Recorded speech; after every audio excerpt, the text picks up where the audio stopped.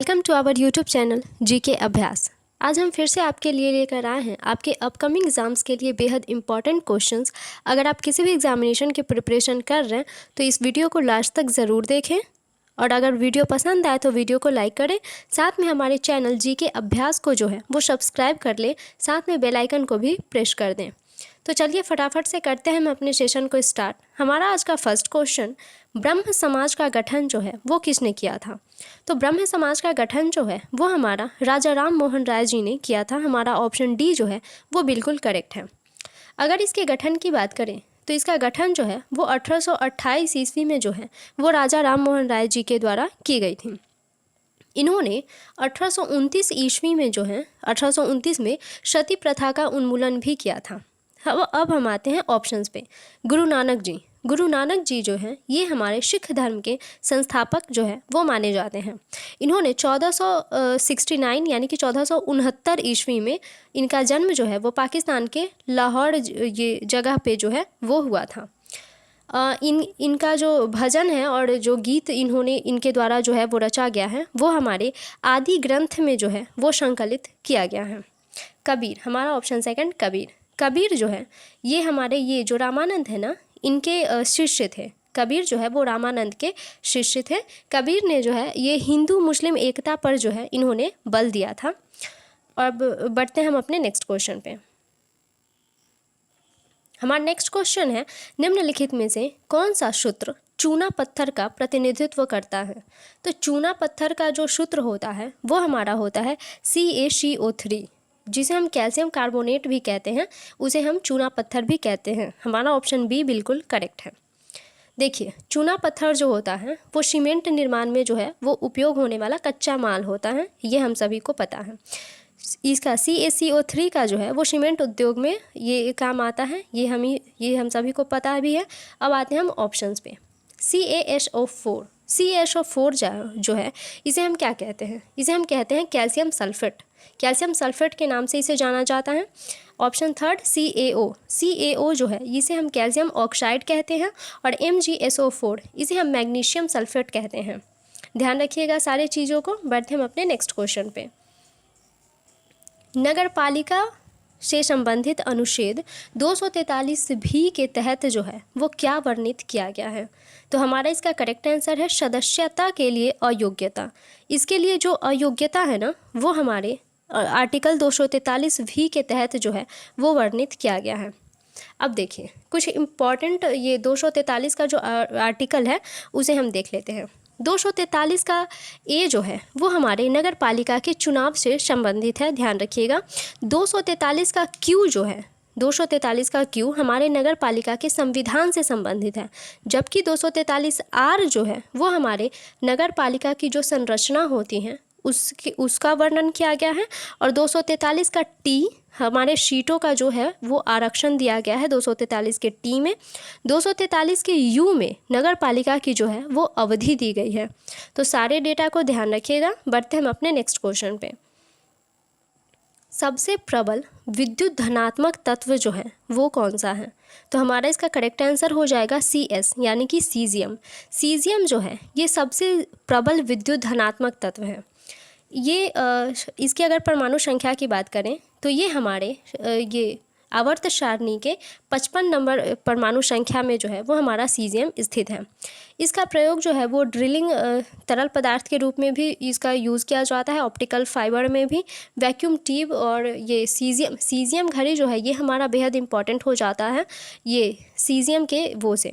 अगर सीजियम घड़ी में जो पूछा जाए तो उसमें सीजियम का प्रयोग किया जाता है, ध्यान रखिएगा।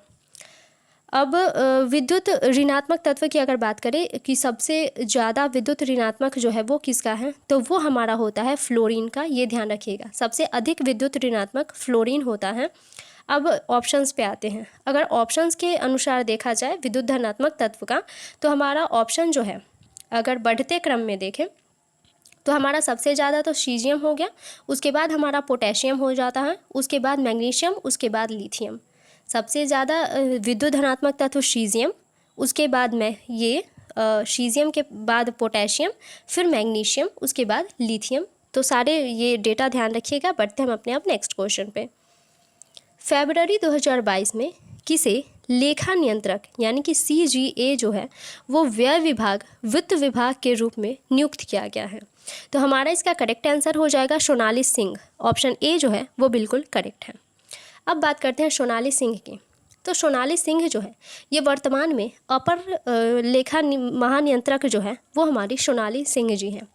दरअसल CGA जो है वो सोनाली सिंह से पहले यानी कि दीपक दास जी थे। दीपक दास जी जब रिटायर हुए उसके बाद जो है वो सोनाली सिंह को उसमें CGA का जो है वो नियुक्त किया गया था। अगर हाल ही की नियुक्तियों की अगर हम बात करें तो जैसे UGC का जो अध्यक्ष है वो फिलहाल UGC का जो अध्यक्ष है वो जो है वो हमारे M जगदीश कुमार जी को जो है वो बनाया गया है, जो कि लेटेस्ट डेटा है, ध्यान रखिएगा। बढ़ते हम अपने अब नेक्स्ट क्वेश्चन पे। निम्नलिखित में से कौन सी भाषा त्रिपुरा की सबसे व्यापक रूप में बोले जाने वाली जो है वो भाषा है? तो हमारा इसका करेक्ट आंसर हो जाएगा बंगाली। बंगाली जो है वो त्रिपुरा की सबसे व्यापक रूप से बोले जाने वाली भाषा है। कोकबोरोक के अगर बारे में हम बात करें तो ये जो है ये जनजाति के बीच जो है वो त्रिपुरा भाषा जो है वो बहुत बोली जाती है, यानी कि त्रिपुरा में कोकबोरोक जो है वो सबसे ज़्यादा बोली जाती हैं। बढ़ते हम अपने नेक्स्ट क्वेश्चन पे। निम्नलिखित में से कौन सा अनुच्छेद भारतीय संविधान के मौलिक अधिकारों के स्वतंत्रता का अधिकार के अंतर्गत जो है वो आता है? तो हमारे इसका करेक्ट आंसर हो जाएगा आर्टिकल 19। आर्टिकल 19 जो है वो हमारे मौलिक अधिकार का स्वतंत्रता जो होता है उसके अधिकार के अंतर्गत आता है। हमारा ऑप्शन सी जो है वो बिल्कुल करेक्ट है। अनुच्छेद 19 की अगर बात करें तो इसमें जो है वो 6 प्रकार की स्वतंत्रताएं दी गई है। ये ध्यान रखिएगा, बेहद इंपॉर्टेंट है हमारे पॉलिटी के सब्जेक्ट के अनुसार, ठीक है। तो आर्टिकल 19 में जो है वो 6 प्रकार की स्वतंत्रता हैं। वो कौन कौन सी हैं देखिए। सबसे फर्स्ट वाला है यानी कि 19 के 1 में जो है वो हमारा दिया गया है कि बोलने का अधिकार, यानी कि आप बोल सकते हो, आप अपनी अभिव्यक्ति को जो है वो प्रकट कर सकते हो। ये आपका 19 के 1 में दिया गया है। सेकंड में है सभा, आप सभा कर सकते हो। थर्ड हमारा हो जाता है संगठन, आप संगठन कर सकते हो। फोर्थ हो जाता है आंदोलन, आप कहीं भी आंदोलन कर सकते हो। फिफ्थ हो जाता है हमारा आपके रहने की स्वतंत्रता, यानी कि आप कहीं भी रह सकते हो, बस सकते हो। और हमारा छठा जो होता जाता है वो हमारा होता है व्यवसाय, आप कहीं भी रहकर व्यापार या व्यवसाय जो है वो कर सकते हैं। तो ये सारी चीज़ें जो है हमारे आर्टिकल 19 से संबंधित है, तो ध्यान रखिएगा। अब देखिए ये जो है ना स्वतंत्रता का अधिकार, ये हमारे मौलिक अधिकार की स्वतंत्रता जो है वो 19 से 22 नंबर आर्टिकल के तहत जो है वो दी गई है। इसमें मौलिक अधिकार की स्वतंत्रता आर्टिकल 19 से 22 तक दी गई है। देखिए 19 का मैंने बता दिया सारा डिटेल वाइज। अब 20 का देखते हैं। 20 में जो है वो दिया गया है अपराधों के लिए दोष सिद्धि, यानी कि अपराधों के लिए जो होती है ना उसके लिए भी कुछ संरक्षण होते हैं, उसके लिए जो है वो हमारे आर्टिकल 20 में दिया गया है। आर्टिकल 21 में जो है वो हमारा दिया गया है जीवन और व्यक्तित्व, आपके जीने की स्वतंत्रता जो है वो आर्टिकल 21 में वर्णित किया गया है। आर्टिकल 21 का ए जो कि 86वां संविधान संशोधन द्वारा, देखिए ये ध्यान रखिएगा बेहद इंपॉर्टेंट है, 86वां संविधान संशोधन 2002 के द्वारा जो है वो हमारे संविधान में आर्टिकल 21 का ए जो है वो जोड़ा गया था, जिसमें कहा गया था कि 6 से 14 वर्ष के बच्चों को जो है उसकी शिक्षा जो है वो अनिवार्य कर दी गई थी।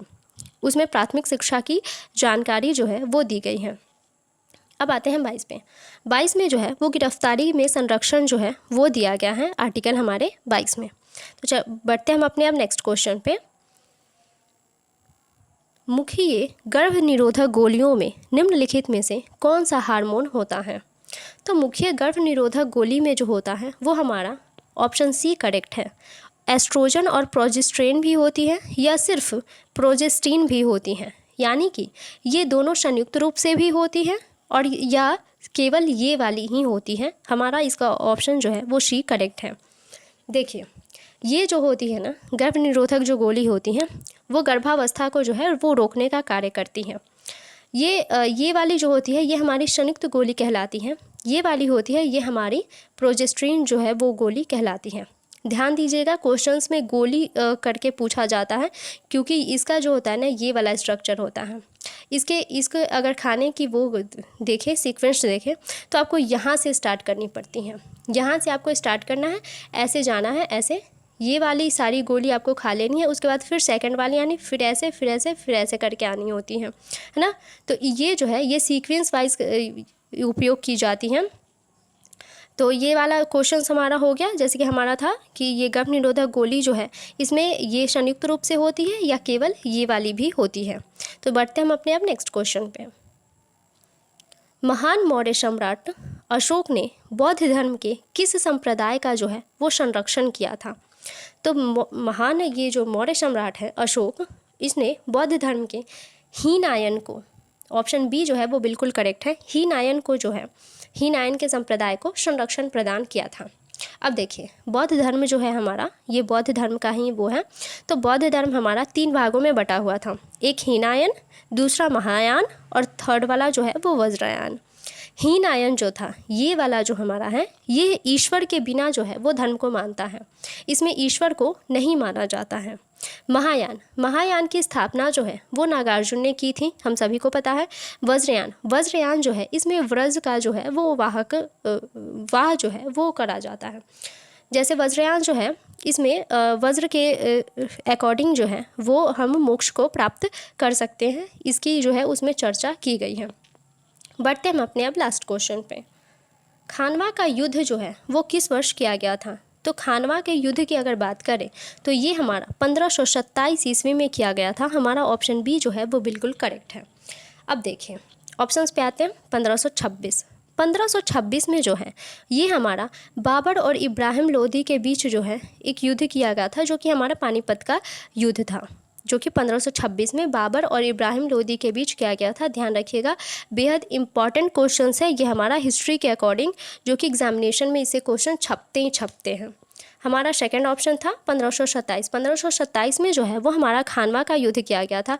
और ये किसके किसके बीच हुआ था? तो ये हमारा हुआ था बाबर और राणा सांगा के बीच।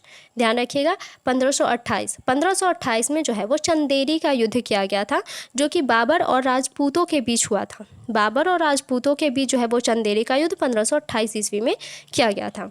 1529 में जो है वो घाघरा का युद्ध हुआ था, जो कि हमारे मोहम्मद लोदी और बाबर के बीच जो है वो किया गया था। तो सारे डेटा को ध्यान रखिएगा, इसके डेट जो है वो भी बेहद इंपॉर्टेंट हो जाते हैं, और किसके किसके बीच जो युद्ध हुई ये भी हमारा बेहद इंपॉर्टेंट है एग्ज़ाम के पर्पज़ से।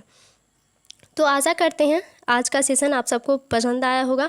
अगर वीडियो अच्छी लगी हो तो वीडियो को लाइक करें, साथ में हमारे चैनल को सब्सक्राइब कर लें और अपने फ्रेंड्स के साथ शेयर भी कर दें। तो मिलते हैं नेक्स्ट वीडियो में नेक्स्ट क्वेश्चंस के साथ, तब तक के लिए गुड बाय।